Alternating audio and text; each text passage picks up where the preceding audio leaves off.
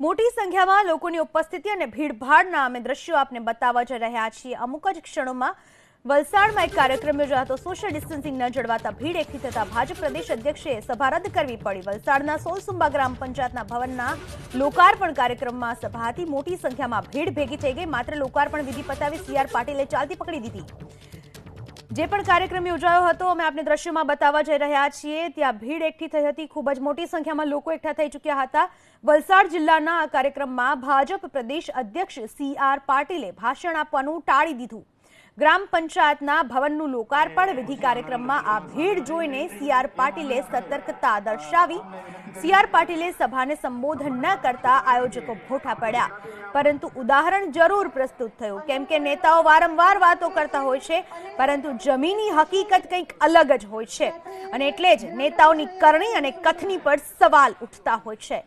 ઉમરગામ તાલુકાના ગામમાં સીઆર પાટીલ સભામાં ન જતા આયોજકો ક્ષોભીલા જરૂર પડ્યા, પરંતુ કાયદો ના તૂટે એનું ધ્યાન રખાયું। સીઆર પાટીલે પોતાની ફરજ અદા કરી, પરંતુ સવાલ સ્થાનિક પોલીસ અને આયોજકો પર પણ છે। કેમ કે સામાન્ય નાગરિકના લગ્ન કે સામાજિક પ્રસંગમાં નિયંત્રણનો અમલ થાય એવો પ્રયાસ કરાતો હોય તો નેતાઓની હાજરીના કાર્યક્રમમાં કેમ નહીં? કેમ આયોજકોએ એવું આયોજન ના કર્યું કે નિયમો ના તૂટે? કેમ પોલીસે વધુ ભીડ એકઠી થતા જ કાર્યવાહી ન કરી? પાટીલે સભા ન સંબોધી, પરંતુ ભીડ એકઠી થઈ એ તો હકીકત છે। બસ અહીં જ જરૂર છે પોલીસે સતર્ક થવાની। વિભાગના ઉચ્ચ અધિકારીઓએ કોઈની પણ શરમ રાખ્યા વગર નક્કર કાર્યવાહી કરવાની। આશા રાખીએ સીઆર પાટીલ આ જ સિલસિલો યથાવત રાખે અને આ જ ઉદાહરણમાંથી અન્ય નેતાઓ પણ શીખ મેળવે। કેમ કે સ્થાનિક સ્વરાજની ચૂંટણી આવી રહી છે, ત્યારે પોતાની શક્તિ પ્રદર્શિત કરવાના ચક્કરમાં નેતાઓ ક્યાંક ભીડ એકઠી કરતા ન થાય એ જોવું પણ જરૂરી છે। કાર્યક્રમ હતો એ લોકાર્પણનો કાર્યક્રમ અમે કર્યો છે। સભાની અમે પરમિશન લીધી નહોતી, એટલે બિના વગર પરમિશન સભા નહીં કરી, એટલે સભા નહીં કરી। જે અમે અહીંયા પબ્લિકને જે આમંત્રણ આપેલું અને એવું પોલીસવાળાને એવું લાગ્યું કે એમાં સોશિયલ ડિસ્ટન્સ જળવાઈ શકે એવું ન હોવાથી પોલીસવાળાની રિક્વેસ્ટના હિસાબે અમારે આ સ્ટેજ પ્રોગ્રામ રદ કરવા પડ્યો છે।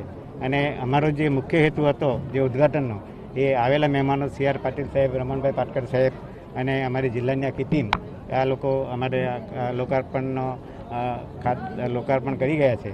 અને થોડો પબ્લિકનો જે પ્રેમ છે એ એટલા બધા પબ્લિકો અહીંયા આવી ગયા છે કે એનું સોશિયલ ડિસ્ટન્સ જળવાઈ શકે એવું અમને પણ લાગ્યું કે સોશિયલ ડિસ્ટન્સ જળવાઈ શકે એમ ન હોય, જેથી એ કોરોના-19ના હિસાબે અમારે આ સ્ટેજ પ્રોગ્રામ રદ કરવાની ફરજ।